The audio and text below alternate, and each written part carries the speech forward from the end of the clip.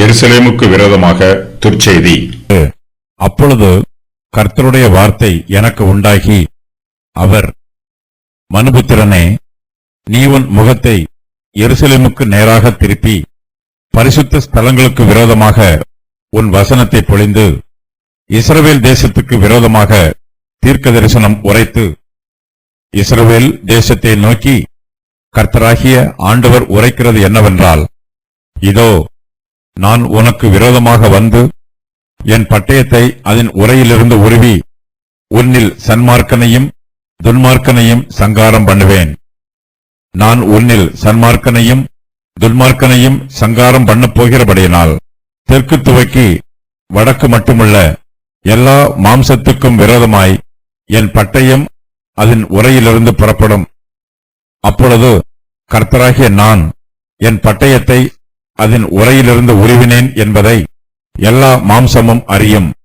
அது இனி உரைக்குள் திரும்புவதில்லை. ஆகையால் மனுபுத்திரனே, உன் இடுப்பு நொறுங்கும்படி பெருமூச்சு விடு. அவர்கள் கண்களுக்கு முன்பாக மனங்கசந்து பெருமூச்சு விடு.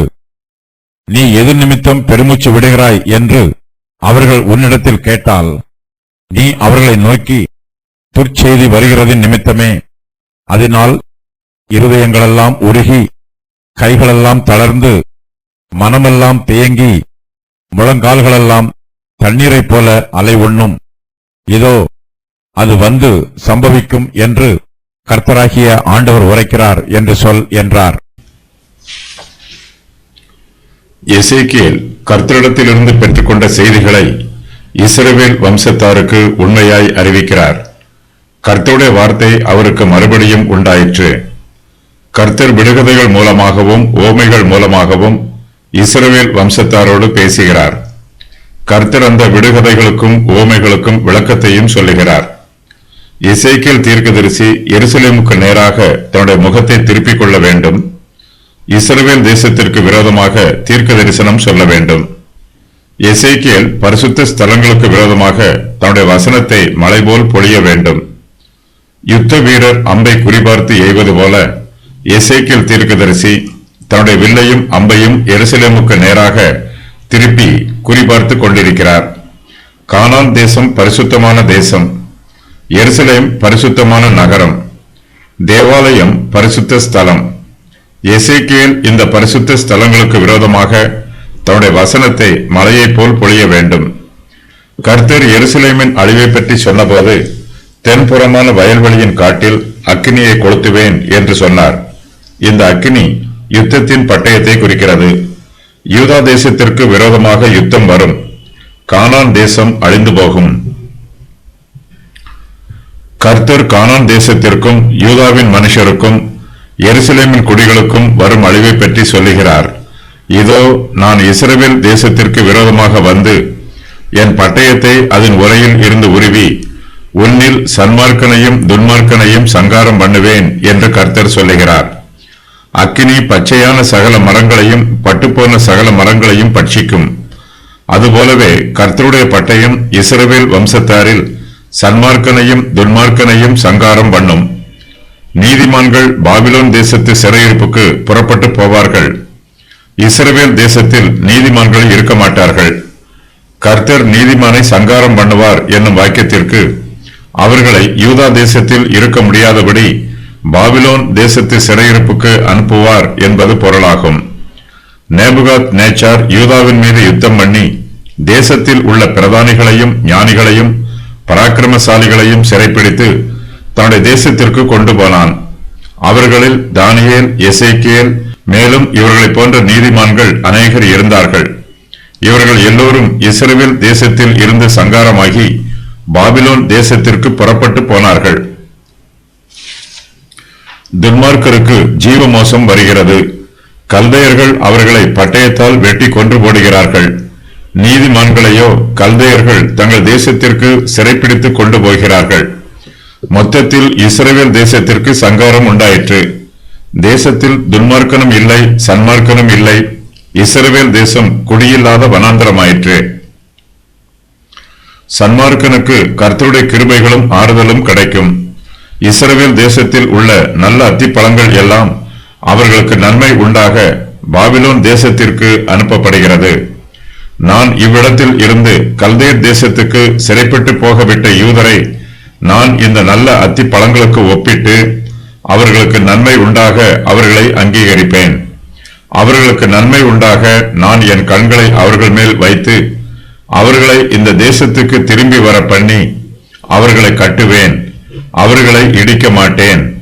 அவர்களை நாட்டுவேன். அவர்களை பிடுங்க மாட்டேன். இஸ்ரவேல் வம்சத்தாருக்கு கல்தேயர் மூலமாய் அழிவு உண்டாயிற்று. நேபுகாத் நேச்சார் எருசலேமுக்கு விரோதமாக முற்றுகை போட்டான்.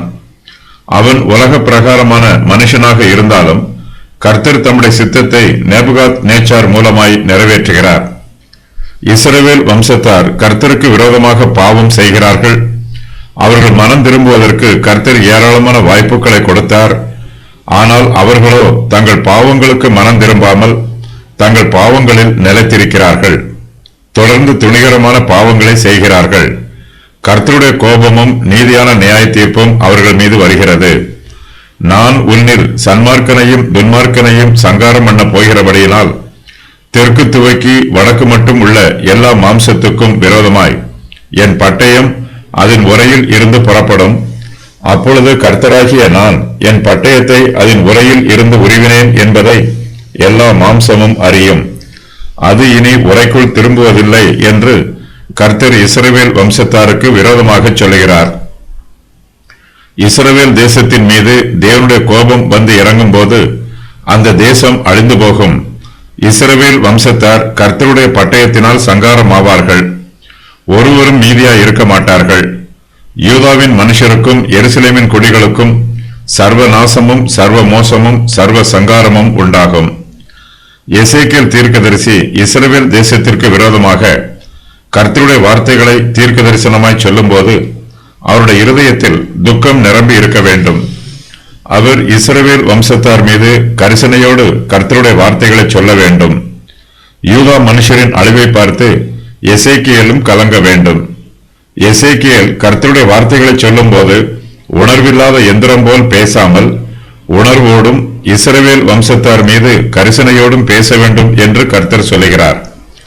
எசேக்கியேல் தன்னுடைய இடுப்பு நெருங்கும்படி பெருமூச்சு விட வேண்டும். அவர்கள் கண்களுக்கு முன்பாக எசேக்கியேல் மனங்கசந்து பெருமூச்சு விட வேண்டும். எசேக்கியேல் தீர்க்கதரிசி இஸ்ரவேல் வம்சத்தாரிடம் கர்த்தருடைய வார்த்தைகளை பெருமூச்சு விட்டு சொல்லும்போது பெருமூச்சு விடுவதற்கான காரணத்தை அவர்கள் விசாரிப்பார்கள். நீ எது நிமித்தம் பெருமூச்சு விடுகிறாய் என்று அவர்கள் எசேக்கியேலினிடத்தில் கேட்பார்கள். எசேக்கியேல் அவர்களுக்கு என்ன பிரதியுத்தரம் சொல்ல வேண்டும் என்றும் கர்த்தர் இங்கு வெளிப்படுத்துகிறார். எசேக்கியேல் அவர்களை நோக்கி, துர்ச்செய்தி வருகிறது நிமித்தமே, அதனால் இருதயங்கள் எல்லாம் உருகி கைகள் எல்லாம் தளர்ந்து மனமெல்லாம் தேங்கி முழங்கால்கள் எல்லாம் தண்ணீரைப் போல அலைவுண்ணும். இதோ அது வந்து சம்பவிக்கும் என்று கர்த்தராகிய ஆண்டவர் உரைக்கிறார் என்று சொல்ல வேண்டும். எசேக்கியேல் கர்த்தருடைய வார்த்தைகளை சொல்லும் போது அவருடைய வாய் பேச வேண்டும். அவருடைய இருதயம் அவர்களுக்காக மனம் கசந்து அழ வேண்டும். இஸ்ரவேல் வம்சத்தாருக்கு மிகப்பெரிய அழிவும் நாசமும் மோசமும் வரப்போகிறது. நிறைவேறிய முன் அறிவிப்புகள். நான் உனக்கு விரோதமாக வந்து என் பட்டயத்தை அதன் உரையில் இருந்து உருவி உன்னில் சன்மார்க்கனையும் துன்மார்க்கனையும் சங்காரம் பண்ணுவேன். தெற்கு துவக்கி வடக்கு மட்டும் உள்ள எல்லா மாம்சத்துக்கும் விரோதமாய் என் பட்டயம் அதன் உரையில் இருந்து புறப்படும். என் பட்டயம் இனி உரைக்குள் திரும்புவதில்லை. இருதயங்கள் எல்லாம் உருகும், கைகள் எல்லாம் தளரும், மனமெல்லாம் தேங்கும், முழங்கால்கள் எல்லாம் தண்ணீரைப் போல அலை உண்ணும். அது வந்து சம்பவிக்கும்.